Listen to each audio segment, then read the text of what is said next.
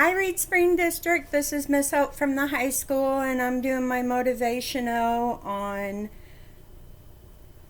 the 7 habits of highly effective teens. And I took habit number 7, which is sharpen the saw.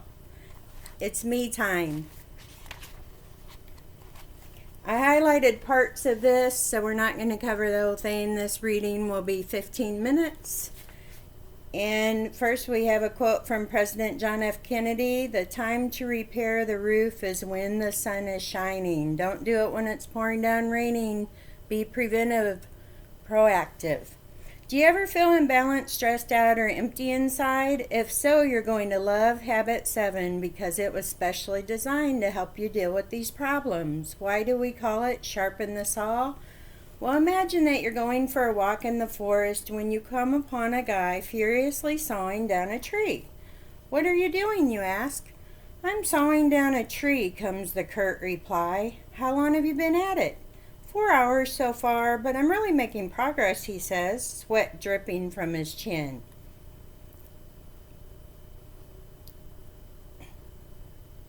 "Your saw looks really dull," you say. "Why don't you take a break and sharpen it?" "I can't, you idiot. I'm too busy sawing." We all know who the real idiot here is now, don't we? If the guy were to take a 15-minute break to sharpen the saw, he'd probably finish 3 times faster. Have you ever been too busy driving to make time to get gas? Have you ever been too busy living to take time to renew yourself? Habit 7 is all about keeping your personal self sharp so that you can better deal with life. It means regularly renewing and strengthening the 4 key dimensions of your life: your body, your brain, your heart, and your soul. Body is the physical dimension, which we exercise, we eat healthy, we sleep well, and we relax. Brain is from the mental dimension. We read, we educate, we write, we learn new skills. And heart is the emotional dimension. We build relationships and laugh. Soul is the spiritual dimension. Meditate, keep a journal, pray, take in quality media. Balance is better. The ancient Greeks' famous saying, "Nothing over much," reminds us of the importance of balance and of keeping in touch with all 4 dimensions of life. Some people spend countless hours building the perfect body, but neglect their minds. Others have minds that can bench press 400 pounds, but let their bodies waste away or forget about having a social life. To perform at your peak, you need to strive for balance in all 4 areas. Balance is important because how you do in one dimension of life will affect the other 3. Think about it. If one of your car tires is out of balance, all 4 tires will wear unevenly, not just the one. It's hard to believe, heart, when your exhausted body, it also works the other way. When you're feeling motivated and in tune with yourself, soul, it's easier to focus on your studies, mind, and it'd be more friendly, heart. In studying great artists, authors, and musicians like Mozart, Van Gogh, Beethoven, and Hemingway, so many of them seem to be emotionally messed up. Why? Well, your guess is as good as mine, but I think it was because they were out of balance. It seems they focused so hard on just one thing, like their music or art, that they neglected the other dimensions of life and lost their bearings. As the saying goes, balance and moderation in all things. Take time for a timeout. Just like a car, you too need regular tune-ups and oil changes. You need time out to rejuvenate. The best thing you've got going for yourself is you. You need time to relax and unstring your bow. Time to treat yourself to a little tender, loving care. This is what sharpening the saw is all about. Sharpen the saw is my favorite habit. It's a little cartoon clip.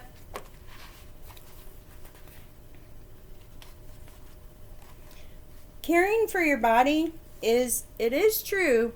We are what we eat.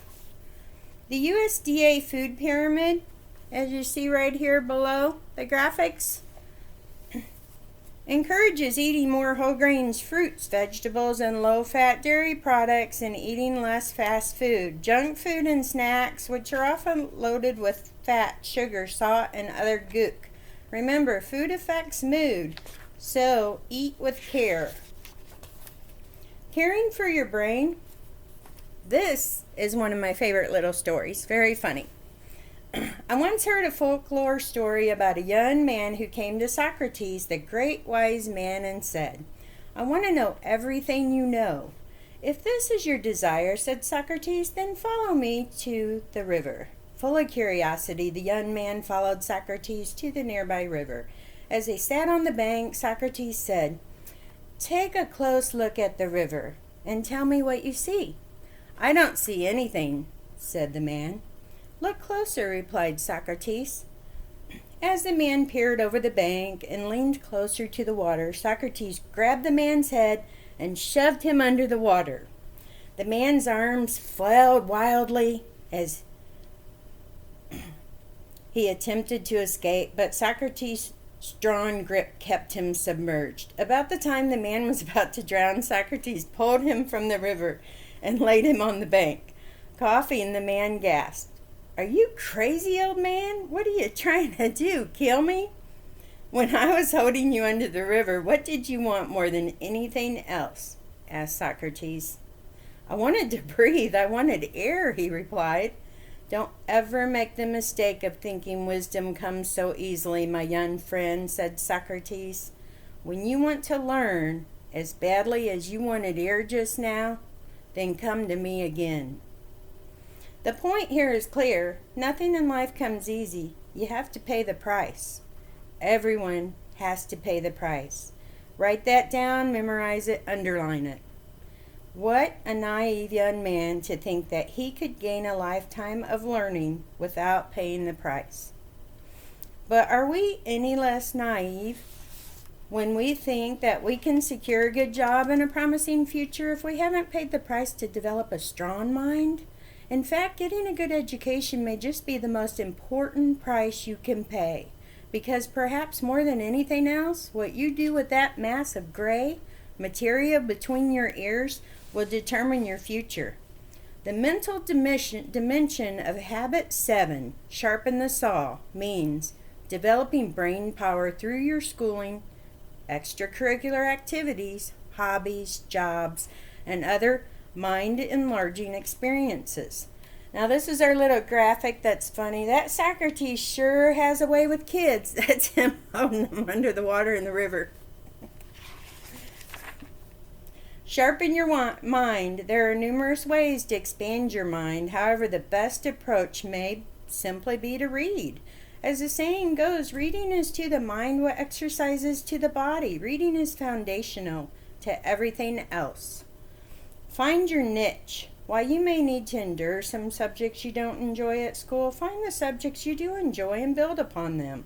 Take additional classes, check out books, and see movies about the topic. Don't let school be your only form of education. Let the world be your campus. Right now, it might just be that digital world. You gotta wanna. The key to honing your mind will be your desire to learn. You've got to really want it. Caring for your heart. Okay, this little graphic is one of my favorites by Mother Teresa. It's very sweet. Doesn't take much to give someone a smile that we have in us. But I'm going to read it twice in this clip, so I'm starting with it. "Let no one ever come to you without leaving better and happier. Be the living expression of God's kindness. Kindness in your face, kindness in your eyes, and kindness in your smile," by Mother Teresa. Your heart is a very temperamental thing, and it needs constant nourishment and care, just like your body. The best way to sharpen the saw and nourish your heart is to focus on building relationships, to make regular deposits in your relationship bank accounts and into your own personal bank account. Let's review what those deposits are. The RBA is the relationship bank account deposits. Keep promises, do small acts of kindness, be loyal, listen, say you're sorry, and set clear expectations. PBA, personal bank account deposits. These are for you, for yourself, to be strong, to help and impact others. Keep promises to yourself. Do small acts of kindness. Be gentle with yourself. Be honest. Renew yourself. Tap into your talents. As you might have noticed, PBA and RBA deposits are very similar. That's because deposits you make into other people's accounts usually end up in your own as well. As you set out each day, look for opportunities to make deposits and build lasting friendships. Listen deeply to a friend, parent, grandparents, brothers, sisters, without expecting anything in return. Give out 10 compliments today. Stick up for someone. Come home. Well, y'all should be staying at home, but definitely work as a team. Do kind things for your siblings, your parents, your grandparents, whoever you're living with. Work as a team, connect, get out cards, games, clean out closets, find things you haven't seen in a while, play with those old toys, connect on different levels.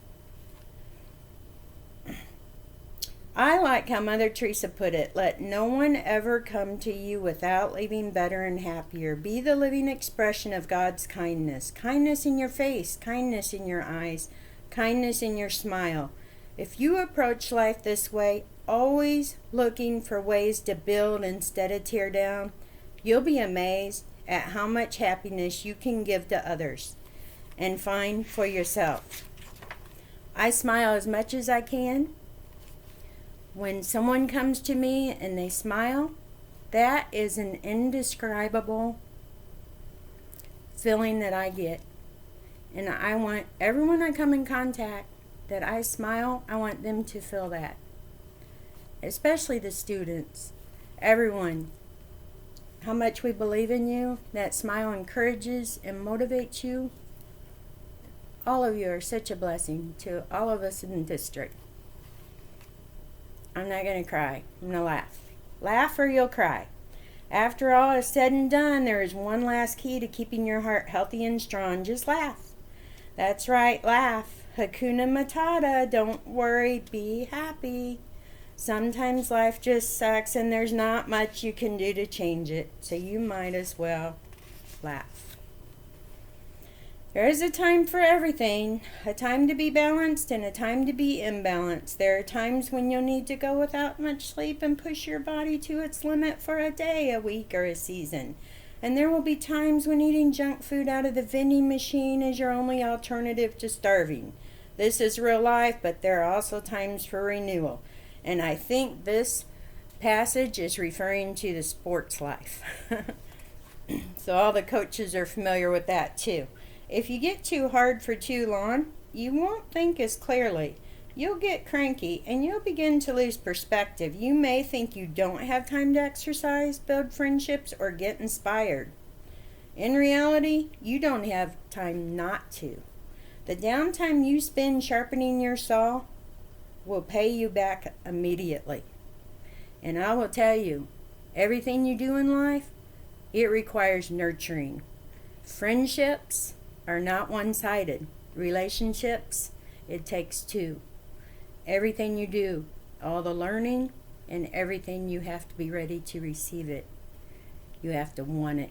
You have to believe. You have to dream it, desire it. Whatever that it is, you can make it happen. But you really have to want it. You have such a great support system in the district.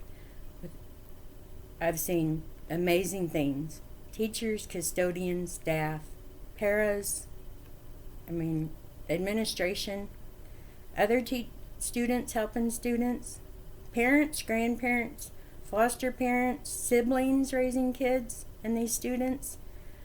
This is all part of you. Everybody's a team. Takes a village to raise the students. These students in district are amazing. They are awesome. So, you can do it.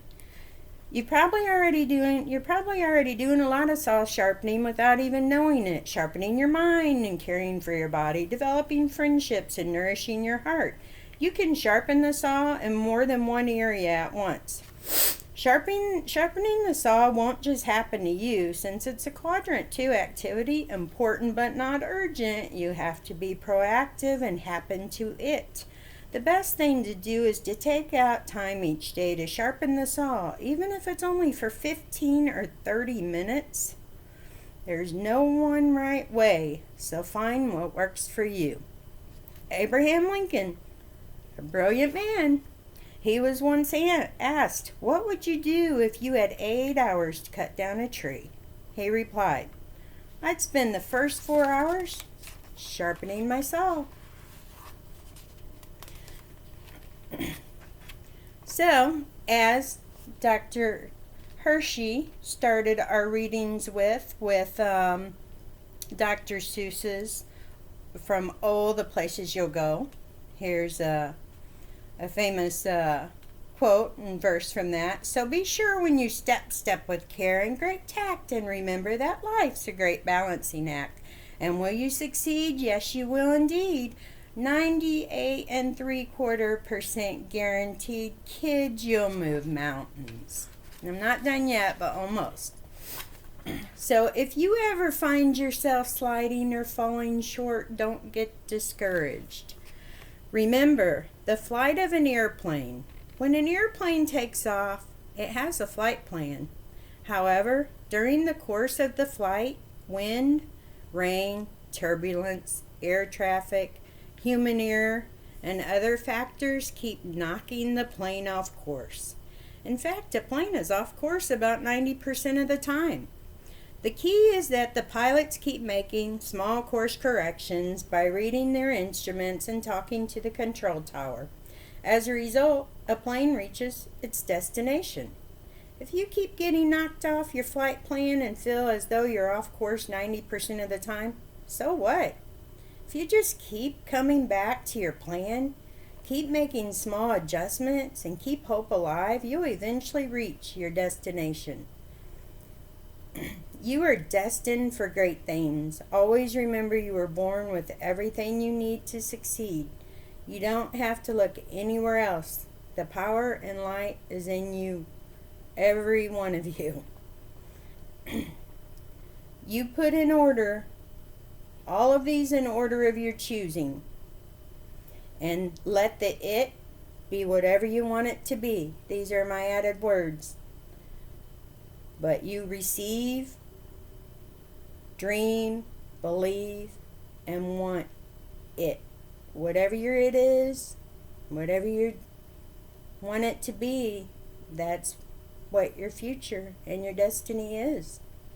And I truly hope that you're all acting as a team, you're helping each other in this time at home and taking advantage of this, to get to know each other, to bond, and to be a family.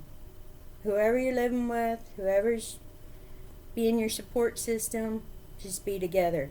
So the book on the end here is of the beach. So I have to show that wonderful picture that we all love to see. Okay, I love all of you at Reed Spring. Thank you.